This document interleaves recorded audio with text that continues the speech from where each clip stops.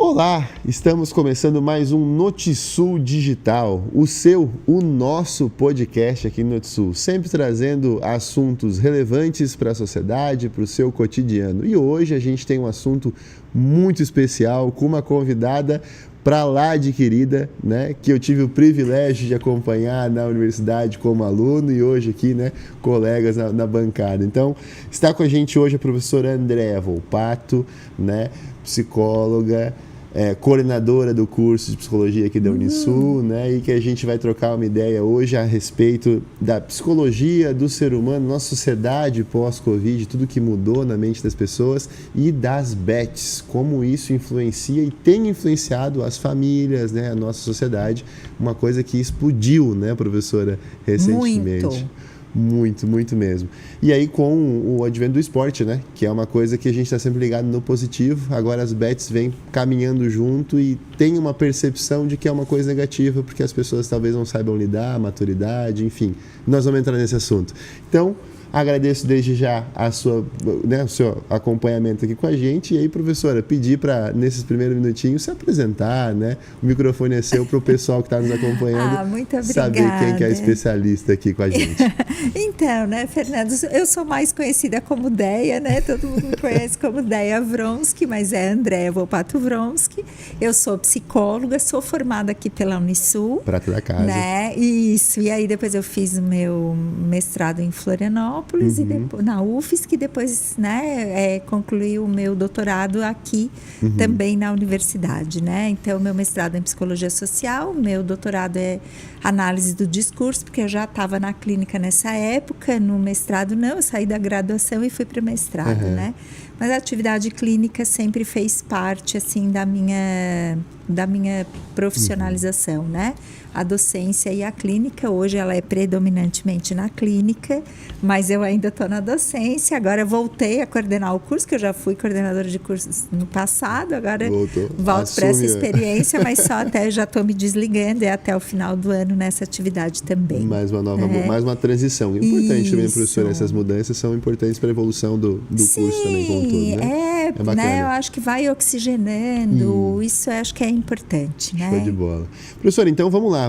Antes da gente começar no assunto das bets, vamos falar um pouquinho da pandemia, de como isso influenciou as pessoas, né, nos últimos 5 anos, porque a gente teve, além da pandemia, na digitalização de muita coisa, Exato. A gente tem hoje aí novas ferramentas, novas tecnologias, uma geração totalmente diferente está entrando no mercado de trabalho, que a gente tem hoje pessoal vindo, que se preocupa um pouco mais com qualidade de vida, um pouco mais com a saúde mental, e talvez a pandemia expandiu isso. Vamos conversar um pouquinho sobre esse assunto. Na visão da professora, o que tem se visto na prática clínica, como é que está a nossa sociedade? As pessoas conseguiram recuperar-se 100% daquela questão da restrição, né, 2020, 2021? O que está acontecendo hoje na mente das pessoas? Então, Fernando, hoje a minha análise, assim, né, é muito particular também, né? Pontos de vista, né? Isso é muito claro, pontos de vista. Isso. As pessoas estão adoecidas emocionalmente numa proporção que eu não tinha vivenciado ainda. Eu tenho quase 30 anos de clínica, né? Que eu não tinha vivenciado ainda, né?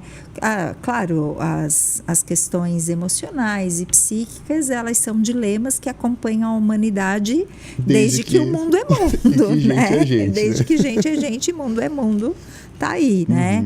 Mas essa questão, assim, do sofrimento e de uma percepção de uma certa impotência perante o próprio sofrimento, isso tem me chamado a atenção.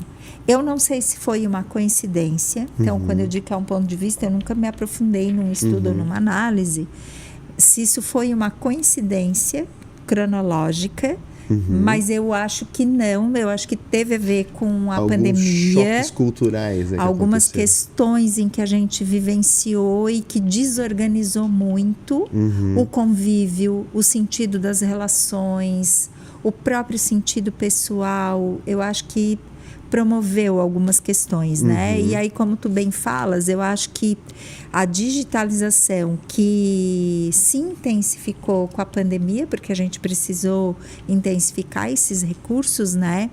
Hoje eu acho que... E daí as Beths eu acho que fazem parte Entram nesse desse cenário. Total. Uhum. Eu acho que isso tem somado para os problemas, né, que a gente encontra nessa área do sofrimento psíquico. Mas existe também, por outro lado, um aumento da conscientização de que se precisa de um profissional, de um apoio, né? As pessoas têm procurado um pouco mais, especialmente o pessoal mais jovem, talvez.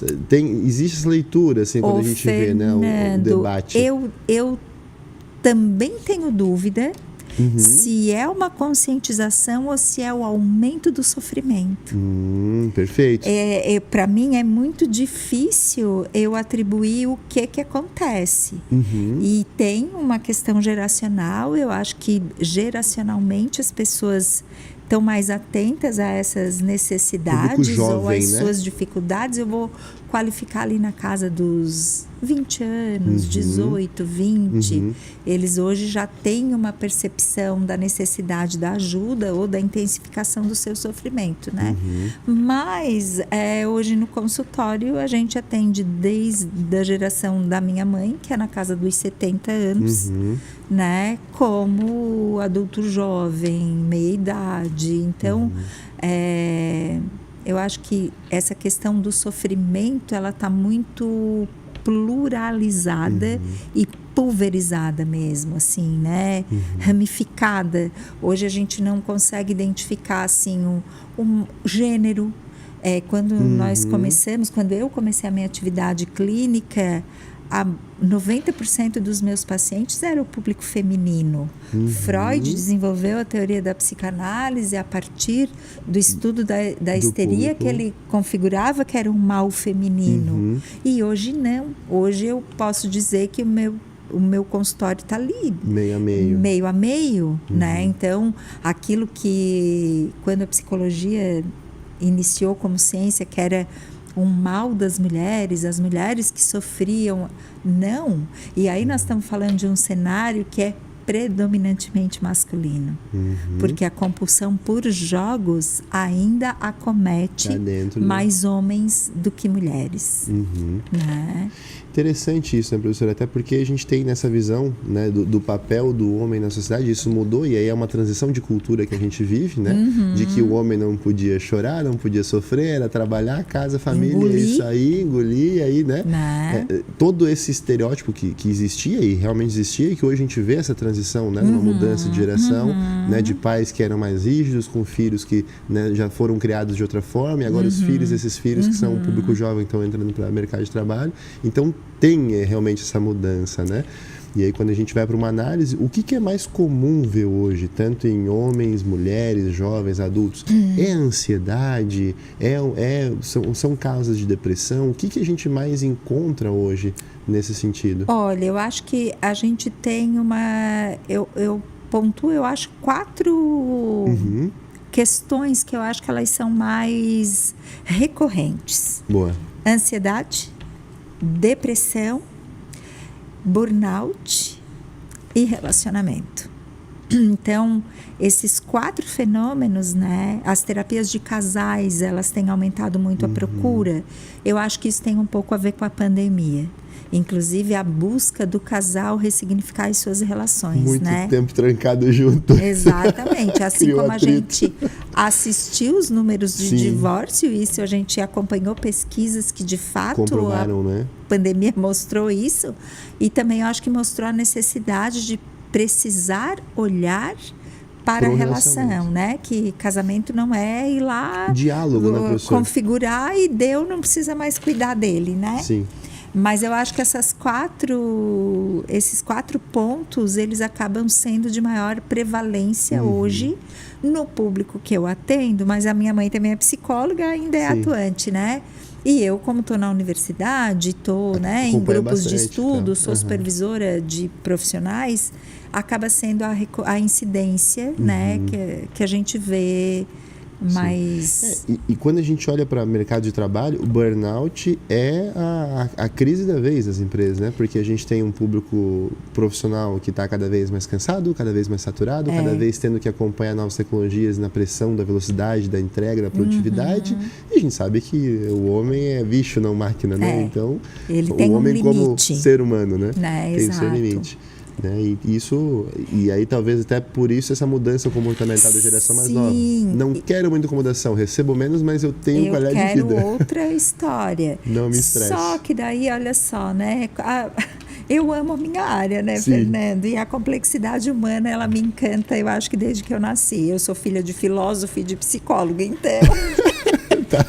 Eu acho que lá no berço eu já estava, né, pensando sobre os dilemas da humanidade.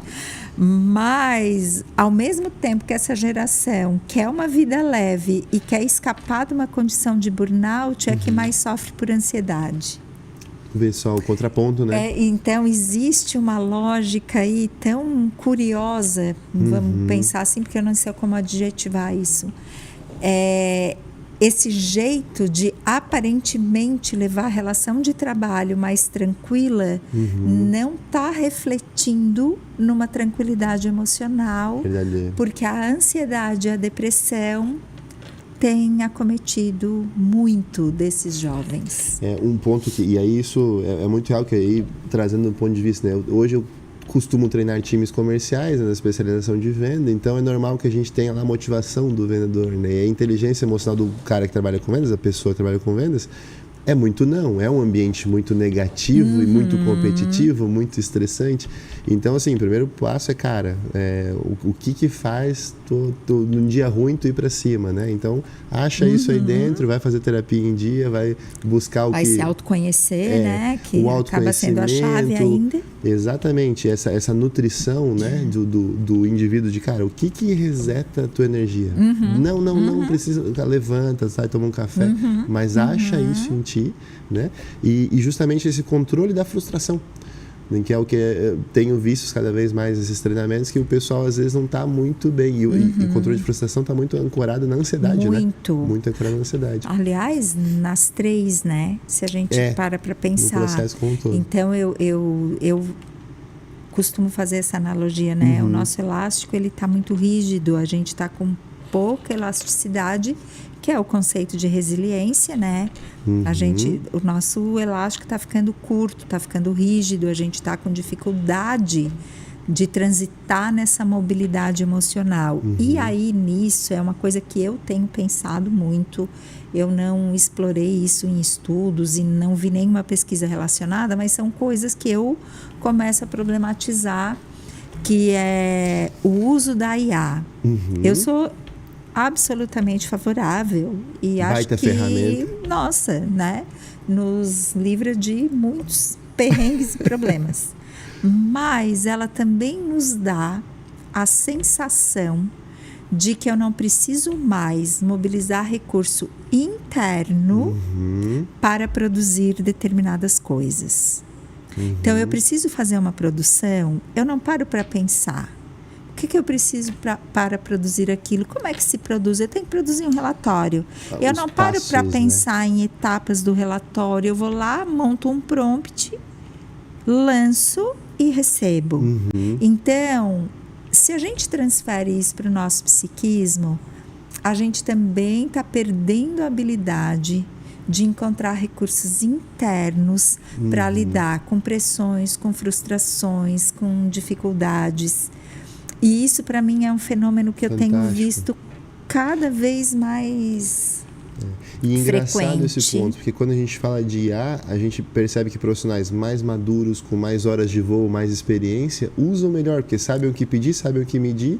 E não são tão reféns, né? Não fica superficial. Tipo assim, eu peço, mas ao mesmo tempo que eu peço, eu estou produzindo o meu roteiro aqui. Tá conferindo, porque eu estou vendo, né? Se tem coerência, não se não aceita tem, qualquer coisa, exatamente. Né? E não que o pessoal jovem não faça isso, mas assim, né? Eu acho que vamos... A base, né? Em vez de pensar em etarismo, né? Vamos pensar assim, as pessoas que usam a IA com essa parcimônia, então assim, eu vou vou pegar ajuda, mas eu vou também pensar, eu também vou Sim. roteirizar coisas Vou na minha criticar o cabeça resultado da IA. para eu ver se tem uma coerência, se ela me ajuda a melhorar e não como uma resposta para me livrar de algo que eu tenho que produzir. Então, eu acho que quando entra nessa perspectiva, a gente vai para as questões emocionais, a gente também vai perdendo a capacidade de encontrar respostas Fantástico. internas. Fantástico. E muito real, a gente percebe isso cada vez mais. As coisas parecem estão ficando mais superficiais, o conteúdo consumido mais rápido. Exato. Como veículo de comunicação, a gente percebe isso nas métricas que a gente analisa. Texto muito longo já não tem tanta interação. Já não paro para ler. Fico tudo muito é feliz. imediatismo, né? A gente quer tudo no imediato. Exato. Contextualizado, mais curtinho, mais rápido. Né? A briga da velocidade. É isso aí. E uma das formas, e aí começando a entrar no nosso assunto, uma das formas de contornar essa questão da ansiedade, né, da mente, é cuidar do corpo, e aí entra a prática esportiva. Né? Não só como prática, mas também a paixão de acompanhar. Né? E aí a gente tem toda uma geração, uma nação, né, que é o país do futebol, que ama o futebol, que ama outros esportes. E aí a gente cai, então, numa ferramenta, num tipo de negócio, um modelo de negócio que veio como entretenimento, né? Mas que a gente sabe que tem um impacto profundo, que é a questão das bets, das apostas. Sim. Porque a gamificação e o resultado, né, tem todo o impacto dentro da mente, né, do indivíduo que está usando, seja homem, seja mulher, enfim, né? E aí agora falando um pouquinho dessa percepção, né, professora? Por que essas apostas esportivas hoje se tornaram tão populares? O que desencadeia, né, na nossa mente que a gente, isso aqui é o prazer rápido, essa... É endorfina fácil, como a gente chama, né? Mas, assim, jogos de azar, apostas, não vejo como um problema em si. A questão não é essa, né? Porque eu gosto da adrenalina, de botar e de ficar ali, de monitorar. Isso é ok. Tá tudo certo. Tá tudo certo. Isso não desorganiza a pessoa. O problema é que, para algumas pessoas, somado à paixão pelo esporte, somado a gostar desse universo esportivo, competitivo. No cenário que a gente trouxe até aqui agora, né, de mudanças nos últimos anos. Exatamente. A gente também alia algo do tipo um passo para ser milionário. E aí, esta fantasia desorganiza. E aí leva ao comportamento compulsivo das apostas, porque nem todo apostador é compulsivo. A gente consegue fazer, sim, um uso parcimonioso de jogos de azar, lazer, de realmente. Aposta, e tratando como um lazer, uma banalidade, algo que, né, tu não te desorganiza. Quando eu era criança, existia jogo do bicho. Sim. Né? Eu lembro, assim, né? Quando eu era criança, eu sonhou com o quê? Vamos jogar com o quê? Porque os jogos de azar, eles, né? As arenas gregas, eles sempre foram... As apostas, elas sempre fizeram muito parte desse cenário. E não é a aposta em si a dificuldade e o problema, na minha percepção e na minha análise. É a forma como a gente vai lidar com isso, né? É o perfil do apostador. É o perfil do apostador e o que esse apostador busca. O que ele está buscando na aposta? Ele está buscando entretenimento? Ele está buscando um lazer? Ou ele está buscando ganhar dinheiro fácil? Ele está buscando ficar milionário? Ele está... É a varinha de condão para o problema que ele tem, que ele está... Vou resolver o meu problema assim. Né? Geralmente o problema é financeiro. Geralmente o problema é financeiro, mas a desordem é emocional. Porque o distúrbio, vamos dizer assim, ou a desorganização da aposta, ela é a mesma como qualquer outro comportamento compulsivo.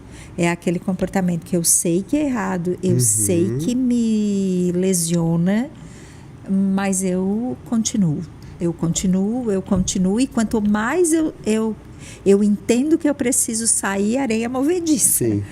Quanto mais eu esperneio, mais eu tô me afundando ali. Vício no maior sentido da palavra, né? É vício. Total contrário da virtude, né? Que é o que nos potencializa, o vício é o que... Né? Que nos derruba, vamos dizer assim, né? Nos afoga. Então, o que a gente tem visto, né, Fernando? E eu começo a ver isso com uma certa recorrência no consultório. E aí, por isso, talvez pelo mundo do esporte, esse tipo de prática é ainda mais masculina do que feminina, né? E de pessoas com endividamentos expressivos, 100 mil, 200 mil. Muito né? alto. A gente não está falando assim de R$200, assim, perdi R$200 numa aposta. Isso é, talvez, conforme o ganho mensal que tu tenha, o entretenimento. Mas isso vai, né, escalando. Então, quando a gente vai escalando isso numa gravidade, numa dramaticidade, isso começa a entrar num território preocupante, que é a patologia das apostas. Né? E a gente encontra incentivos para isso. Pois é, eu ia fazer essa pergunta. Assim, claro, a gente tem esses perfis de apostadores, tem essa questão do conceito que a gente já comentou, que a professora trouxe agora, né? Essa diferença do que é realmente compulsivo e o que é a aposta esportiva do lazer, saudável. As plataformas, claro, né? No marketing a gente vê isso, na comunicação a gente vê isso, existem os gatilhos, né? Que fazem. E as plataformas usam esses gatilhos.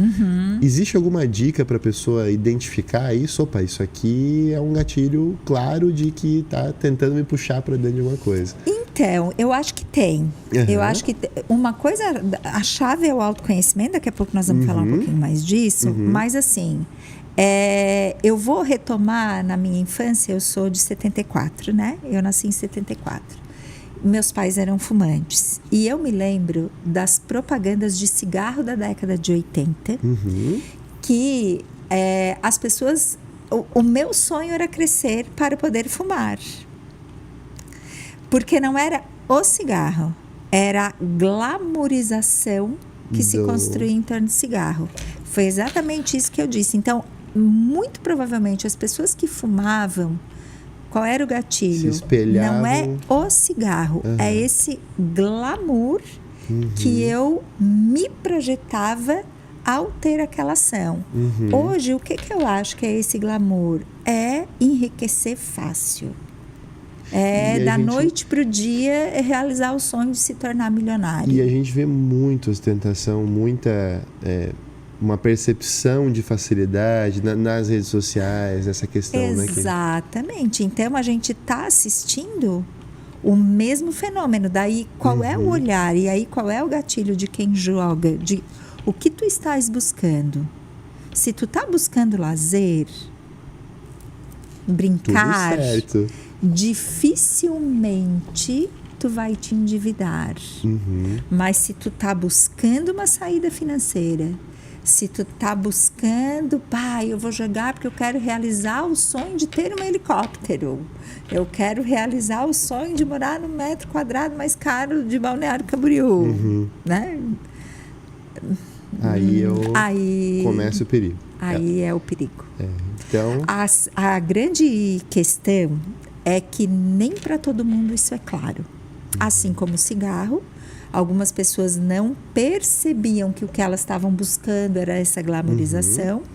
Hoje, há algumas pessoas que estão se viciando nas apostas, elas também não percebem que o que elas estão buscando é o dinheiro fácil. Mas no frigir dos ovos, a gente vai numa narrativa, num discurso, a gente vai chegar que o que a pessoa está buscando ali é dinheiro fácil. E o mesmo vale para quem tem o autoconhecimento. Não, eu estou entrando como um lazer, mas isso pode se transformar num hábito, e a partir do hábito pode virar o vício também, né? Porque também, o nosso autoconhecimento, inteligência emocional vai até certo ponto, né? E a gente... se auto-sabota muito, né? Eu brinco, eu gosto de usar a mente. Sim. Né? Então, a autossabotagem, ela é um hábito que nos acompanha muito, né? E se a gente não estiver muito atento, a gente cai. onde que eu trago a autossabotagem nesse contexto, né, Fernando? Que às vezes a gente acha que está buscando entretenimento. Não, eu tenho convicção de que eu tenho controle, eu vou... Mas aquele fundinho, ele não, mas tá olha lá, né, a vozinha, né? Tá lá, tá ali, né, o anjinho, o diabinho, tá faz, ali. pô, é teu divertimento. Então, pá, mas vamos ganhar dinheiro com isso, não vamos só se divertir, vamos ficar ricos, né? Essa vozinha, se ela aparece, a gente precisa estar um pouco longe. E isso costuma aparecer especialmente no sucesso, né? Porque se eu entro pra brincar, eu perdi, ok, entrei pra brincar, perdi, beleza. Agora, se eu ganho, opa, aí eu ganho de novo, opa. Então, no sucesso dá pra esticar um pouquinho. Então, eu imagino que exista, inclusive, essa estratégia, né? A pessoa não perde só perde. Alguma coisinha volta ela ali, vai, né? Então, ali, é aquele brilhinho ali que dá, opa, aqui eu acho coloca que mais vai 100. dar. Vamos mais, né? Uhum. E o que eu vejo, né, Fernando? Às vezes a pessoa, ok, vamos supor que eu diga assim, eu vou pegar R$200 do meu orçamento e eu vou destinar R$200 mensais que eu vou botar em apostas. Porque esses R$200, eles não vão fazer diferença no meu orçamento, eu não vou deixar de fazer outra coisa, talvez eu abra mão de algumas outras coisas, mas em nome do prazer da aposta, eu vou ficar aqui. O que a gente vê quando isso se desorganiza? A pessoa não fica nos R$200. A pessoa começa nos 200 e daqui a pouco está no 2.000, está no 20.000, está no 200.000, né? E então aí isso esse claro percurso na sem vida, esse né? limite já mostra que o ingresso não foi o entretenimento. Por mais que ela tenha ido com a ideia de que o que ela foi buscar foi o entretenimento. Então, se a pessoa se desorganizou, a gente vai dando um passinho para trás, a gente vai encontrar pistas de que algo falta e que ela foi buscar esse preenchimento, ela foi buscar, que é a gênese de todo vício. Sim. Ou de todo comportamento compulsivo. Isso, né? Se vê num público mais jovem quando a gente fala de jogos, né, eletrônicos, porque tem essa questão da gamificação, da recompensa também, que só quer fazer isso, né? Então, só quero fechar isso aqui, né? Só quero jogar, só quero passar meu tempo de lazer aqui na frente jogando. Então, e a gente vê, bom, hoje é muito mais popular, né, a questão de jogos mobile, e aí tá ali e tal. Então as recompensas mais rápidas, né, alguma coisinha de monetização para botar ali e tal. Então esses gatilhos são muito perceptíveis. Então é importante definir uma âncora, né? Exatamente. Ter uma âncora. E aí a gente não pode deixar de pensar também, né? Eu penso muito sobre isso, que hoje essa digitalização na mão, né? Porque tu tá ali hoje, a gente vai pro banheiro com o celular, a gente não conseguia levar a televisão pro banheiro, né? É uma extensão do nosso apêndice, corpo. Ali, é o nosso rabinho ali, né? A gente, né? É um desespero tu te ver de repente que tu esqueceu o celular em algum lugar, né? Então, isso também vai representando uma espécie de fuga da realidade, né? Então, que não fica só ali. Eu fico pensando assim, às vezes eu me vejo nesse movimento e considero que eu tenho recursos internos e emocionais bastante saudáveis até, né? Porque além de estudar, os anos de terapia aí, que eu digo que é quase mais ano de vida com terapia do que sem. Mas é aquela coisa assim, só mais esse episódio e de repente tu tá ali 4 da manhã. Meu Deus, o passarinho cantando. Tu maratonou aquela série, daí tu pensa assim, tá, mas tinha necessidade do tudo hoje? Então, devorar, né? Aquela coisa assim do efêmero, do não amanhã, calma, hoje não, amanhã eu termino, semana que vem, parece que está tudo muito intenso. O consumo de tudo, das relações, das pessoas. Eu não tenho paciência de estar com alguém hoje, esperar para ver de novo. Não, é hoje, é de novo. Então... Fala-se muito em imersão, né? É imersão, então... né? E às tanto vezes, ruído, né? Que daí quando foca... E às vezes esses mergulhos, eles também promovem assim, deixa eu dar um... Sim. Né? Deixa eu desligar, deixa eu fazer de conta que o mundo não existe. deixa eu fugir um pouco. Só um pouquinho isso aqui, né? outra realidade.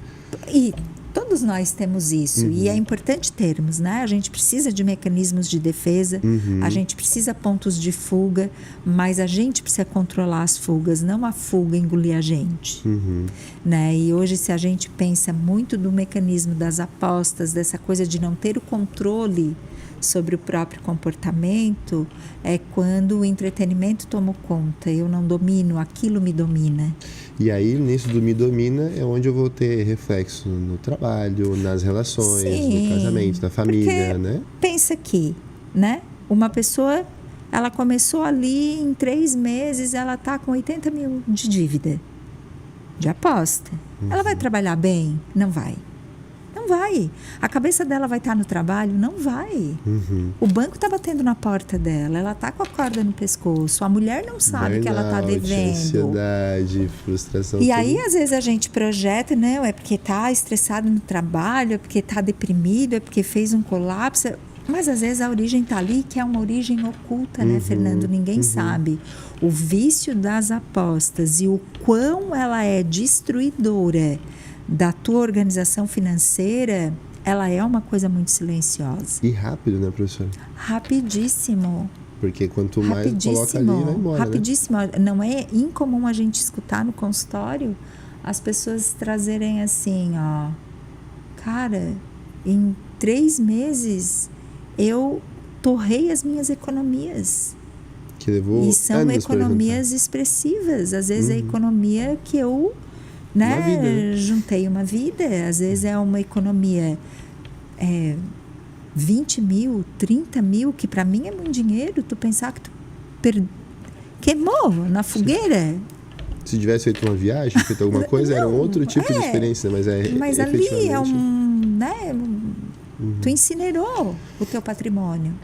E, professora, tem essa visão, né, que a professora comentou do cigarro, tal, das propagandas. Claro, a gente antes tinha imagens construídas com meio publicitário para convencer ou mostrar que, olha, isso aqui é bacana, né? O carro esportivo, o perfume, a gente vê muito isso na moda, tem muito desse, olha, se tu usar esse perfume, é isso aqui. Tu vai ser irresistível. É isso aqui que rodeia, né? A roupa, enfim.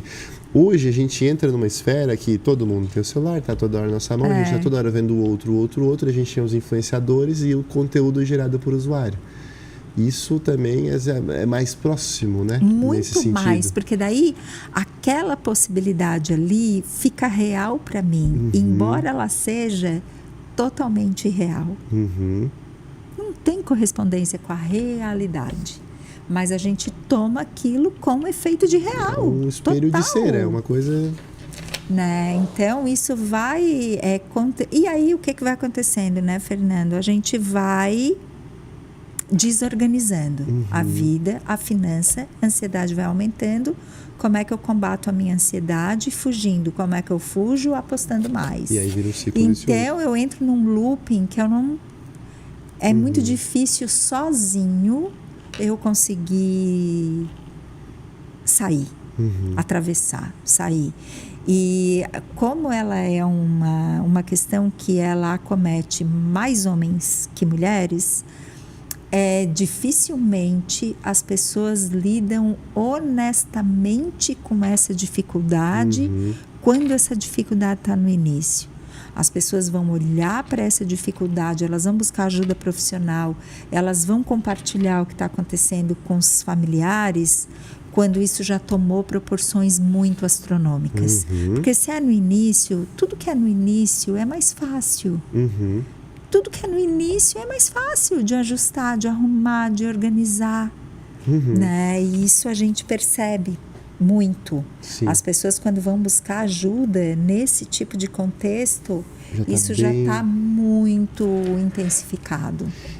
E alguns a gente nem sabe, né? Sim. Eventualmente que... Porque esconde. Porque escondem. Aí tem vergonha, tem todo um processo em cima. E no homem, são estatísticas e estudos apontam que os endividamentos e a questão financeira ainda são os principais responsáveis, ou o principal responsável, né? A questão do suicídio dos homens. Aproveitando, nós estamos em novembro azul, fala-se muito da saúde e tal, né? Questão de exame, mas tem toda a esfera de saúde do homem que começa pela essa questão da mente, da pressão, entra né? a questão emocional, E que deveria né? ser mais discutido também, né? Deveria ser mais. Eu acho que a gente já venceu muitos preconceitos, mas ainda tem muito preconceito em relação à busca do homem De poder falar. de poder revelar as suas fragilidades, né? Nessa esfera, existem grupos que são mais vulneráveis, suscetíveis a esse tipo de problema financeiro, de aposta, de cair nesse ciclo? Costuma ter algum gatilho que é assim, geralmente tem esse gatilho aqui na vida da pessoa que faz ela Eu ingressar. desconheço que, né, mas pode ser assim por eu não ter informações suficientes, assim. Eu desconheço que tenha assim um perfil que diga assim, pessoas assim são jogos. Não joga funk, senão vai dar ruim. Pessoas assim, a compulsão é a comida. Pessoas assim, né? Talvez se a gente conseguisse essa métrica, mas na psicologia não é linear, isso, né? A gente é muito novelar, a gente é muito um novelo muito enosado, né? Seria mais fácil as prevenções ou o próprio tratamento, né? Enfim. Perfeito. E, professor, a gente comentou na âncora, né? De ter, assim, uma âncora que, beleza, se eu passar daqui para uma família, para alguém que eu quero experimentar, mas tenho medo, o que pode ser como ferramenta, né? Uma âncora para ter esse perfil? Comunicação, clareza e verdade. Perfeito. Eu quero postar, eu quero jogar tanto. Não, mas eu não admito. Eu quero. Vou jogar. Né? Assim, aí, pelo tô menos dramatizando sabe que tá um pouco. jogando, né? Mas tratar isso como uma decisão objetiva, clara. A gente vai, tecnicamente, dentro da minha área, a gente vai dizer assim, nós vamos tratar isso no nosso estado de ego adulto, que vai dar um prazer para nossas crianças, que é brincar de apostar, mas é entender que a gente está brincando. Que tem um limite. E tem um limite, como qualquer brincadeira tem. Regras. Qual é a regra da família? Quanto vamos dispor para isso? Quanto podemos, Qual né? vai ser o sinalizador de que isso está fugindo do controle e que nós vamos precisar olhar para isso? Primeiro, né, Fernando? Se a gente já faz isso coletivamente, a onda já vai ser muito mais segura. Porque Até mais divertida, às vezes, né? se solta o olhar do outro... Ajuda na minha contenção, ajuda na minha construção identitária, mas também ajuda em eu dizer assim, tem um outro que está responsável aqui junto comigo, eu também não posso bloquear tanto aqui. Né? Então, eu acho que esse é a principal âncora, é a gente tratar com honestidade, transparência. Verdade. Né? Perfeito. E, claro, nesse cenário todo, né, como é que a gente tem a psicologia, né, a conversa, a terapia, o apoio como ferramenta para contornar isso, né? Como é que ela ajuda o indivíduo que está nessa situação? Então, assim, eu não tenho dúvida de que o caminho é o autoconhecimento. Só que a gente vai ter que pensar em alguns gradientes aí. Quando a gente entra num gradiente muito severo, que a gente está num nível de endividamento muito intenso, vai ser muito difícil a pessoa encontrar possibilidade de recursos internos que sozinha ela consiga lidar com isso. Está fragilizada. Ela vai precisar da terapia, às vezes ela vai precisar de uma ajuda medicamentosa, porque ela precisa se reorganizar daquela emergência e daquele quadro agudo, para daí ela conseguir olhar para dentro e ela buscar esse autoconhecimento. Em casos que isso não está tão agudizado, a pessoa pode encontrar recursos que não necessariamente ir para uma terapia ou entrar num processo de psicoterapia, mas que vai ser altamente terapêutico para ela, que é a busca do autoconhecimento, para ela conseguir entender quais são os meus gatilhos. E sabe, Fernando, vai ficando cada vez mais necessária a interrogação, quais são os meus gatilhos e quais são as minhas crenças. Porque tem um binômio aí de crença e gatilho que desorganiza muito Uhum. a nossa percepção da realidade, a forma como a gente vai lidar com os fatos da realidade, Esse né? impacto na nossa vida, né? No cotidiano. E isso a gente encontra no autoconhecimento, seja na psicoterapia, com psicólogo, com profissional, mas seja também em outras atividades que são de autoconhecimento e que serão terapêuticas nesse sentido. Porque quando a gente se autoconhece, quando a gente vai tirando daquilo que é inconsciente, trazendo para a consciência as nossas fugas, os nossos mecanismos de defesa, as nossas angústias, a gente vai tendo uma vida mais consciente, as nossas escolhas são mais conscientes. Então, a gente não fica tão vulnerável a que essas coisas nos desorganizem tanto. Perfeito, perfeito.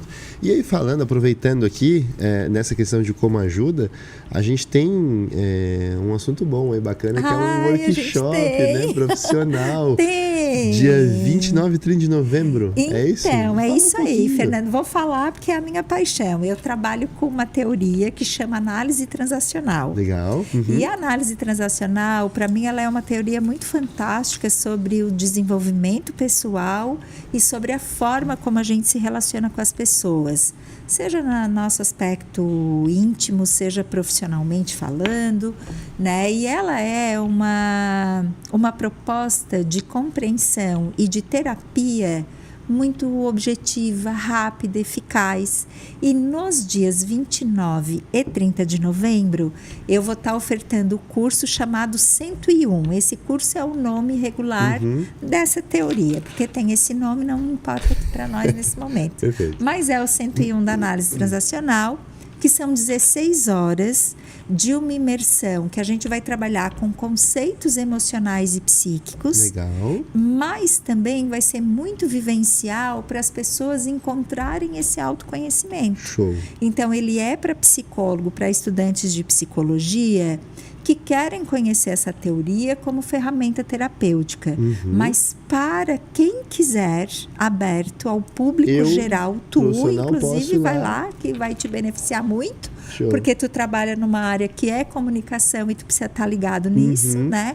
Psicologia do consumidor é muito pautado nos conceitos da análise transacional. Legal. Comunicação não violenta é pautado nos conceitos da análise transacional. Legal. E aí, nesse workshop, a gente vai fazer uma coisa muito de autoconhecimento, que vai ser, não é terapia, mas vai ser muito terapêutico, porque quem fizer esse módulo do 101 vai sair com outro olhar sobre si, vai ampliar a autoconsciência, vai sair diferente dessa experiência, com certeza. Fantástico. E o link tá na bio, né? Então, no meu Instagram, né, que é Deia_Vronsky, ou Dr. André Volpato Vronsky, que acha aqui, pelos dois caminhos, ok? Vamos colocar aqui em algum lugar. E daí as inscrições estão na bio do meu Instagram. Então, excelentíssima oportunidade, né, para o pessoal acompanhar e ter essa experiência. Porque assim, né, Fernando, eu tô numa área, a minha mãe é psicóloga, a minha mãe foi a primeira psicóloga aqui da cidade, de Tubarão, quando a gente veio de São Paulo em 75.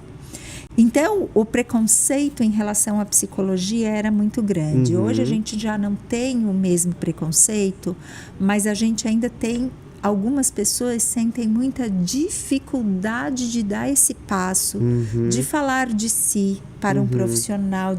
Então, essas atividades que elas são terapêuticas, mas elas não expõem tanto a pessoa no sentido de que ela não vai precisar revelar tanto sobre si, de que, né, vai ser outro percurso. Ela pode ser introspectiva ali, né, absorver e depois praticar. Exatamente. Né? A gente entende que, né, que essas coisas são importantes porque beneficia essa possibilidade, né? E para algumas pessoas dar o passo da terapia é muito difícil.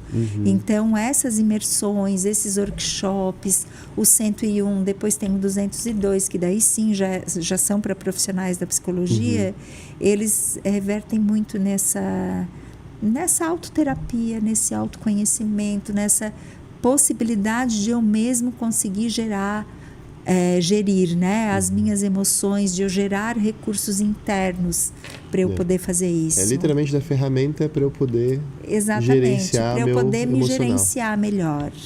E isso a gente vê que está cada vez mais necessário no mercado de trabalho, na sociedade, mais necessário. Né? É isso aí. E a base é essa, né? A filosofia, o estudo, a leitura, né? Esse autoconhecimento, essa é a base. Essa é a base, né? E eu gosto muito dessa ideia de workshops, porque assim, às vezes a gente vai ler, então eu vou ler um material, eu vou ler um livro que vai me ensinar. Mas quando tu tem a troca, quando tu tem pessoas que estão ali, que tu vai silenciosamente percebendo que as tuas questões são similares às questões do outro, que tu tens ali professores e participantes com um quadro de referência diferente do teu e que de repente agrega, tu diz assim, né? Gente, eu nunca tinha pensado nisso, olha, eu vou começar a pensar assim, que isso vai me ajudar. A gente vai ampliando o quadro de referência. Essa troca, ela é importantíssima, né? Eu costumo brincar que quando a gente vai numa palestra, eu não vou por 1 hora de palestra, eu vou para um insight. É aquele 2 segundos que, repente, é uma frase. Olha só, exatamente. Uma frase muda o jogo, né? Esse que e é um workshop, claro, tu tem mais pontos de mudar o jogo, né? Porque a gente fica ali, né? Serão 16 horas, sábado e domingo, mas serão muito bem aproveitadas, eu tenho certeza. Fiz questão de perguntar, porque é fantástico, é uma excelente forma de a gente estar contribuindo. E aí até, né, indo para o final, a gente teria muito mais papo, mas a questão de horário a gente vai respeitando aqui. Mas o que a gente tem hoje como papel da sociedade e da mídia, né? Porque hoje qualquer pessoa é uma fonte de mídia, é uma fonte de notícia, de informação, que a gente acabou de comentar, né, professora? Qual que é o papel dessas pessoas, desses indivíduos, sejam veículos, CNPJs ou CPFs, né, que têm esse poder de trabalhar nessa divulgação, nessa conscientização, nesse debate a respeito das apostas, dessa questão do ser humano de ter esse ciclo vicioso, né? Eu acho que é exatamente isso, né, Fernando? É a gente poder, primeiro, tirar o estigma de falar disso, né, de entender que se ver nessa situação não é uma fraqueza, é um problema a ser visto e a ser resolvido, e quanto mais tu fizer de conta que ele não está ali, pior vai ficar. Não vai embora, né? Não vai embora sozinho, né? Então, eu acho que muito do nosso compromisso é também poder dar voz para que as pessoas fiquem cada vez mais seguras, à vontade e confiantes de poder expressar a sua dificuldade. Esse é um ponto. E o outro ponto, eu acho que é a gente trazer essa clareza. Porque a gente também não pode ter a ilusão, a fantasia de que a gente vai eliminar uma fake news. Não, desde que o mundo é mundo, existe. A fofoca sempre existiu. Desinformação também é ferramenta.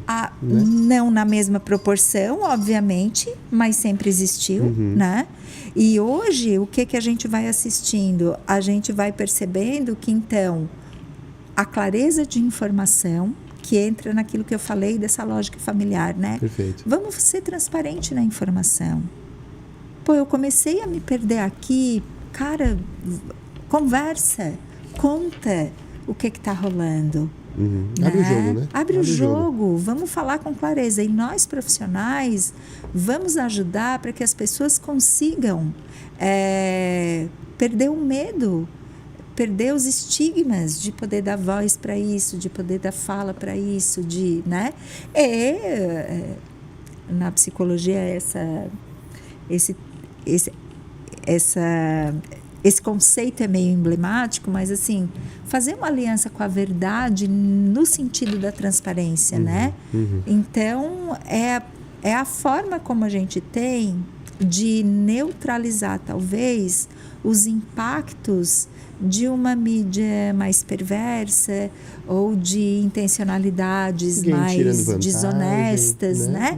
Porque aí, conceitualmente, o que está por trás de uma fake news? É uma perversidade, né? São manipulações que alguém estrutura e articula e faz. Com um objetivo. Com objetivos muito claros. Então, levando a essa clareza, a gente podendo ter informação a gente fica menos frágil para ser manipulado, né?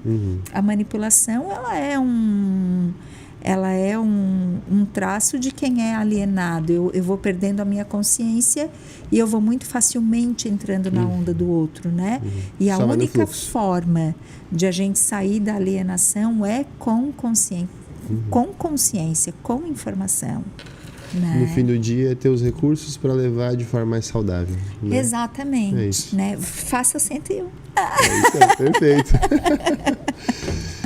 Então, a gente vem para mais um final, né, de mais um episódio, um papo muito bacana, uma conversa muito boa, né, com a Déia.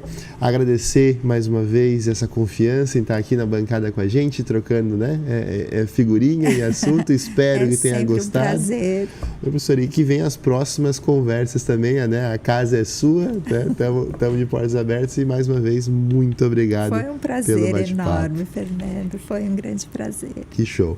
Muito obrigado e a gente se vê no próximo episódio. Até mais. Tchau, tchau.